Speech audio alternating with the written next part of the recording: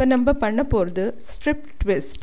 இதுக்கு தேவை வெவ்வேறு வர்ணம் உள்ள காகித துண்டு, அது இல்லாமல் ஒரு கார்ட் ஷீட், அது இல்லாமல் ஒரு ரீஃபில் துண்டு. இந்த காகித பட்டைகளை இந்த கார்ட் ஷீட் வட்டமாக கட் பண்ணியிருக்கிற கார்ட் ஷீட்டில் ஒட்டி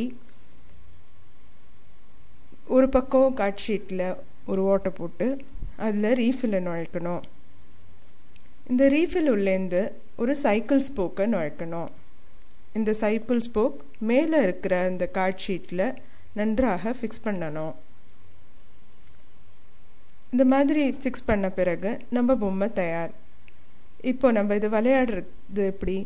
இந்த ரீஃபிலை பிடிச்சி நம்ம மேலே கீழே பண்ணி இல்லை இந்த ரீஃபிலை சுற்றினாக்க அழகான வடிவங்கள் ஏற்படுறது.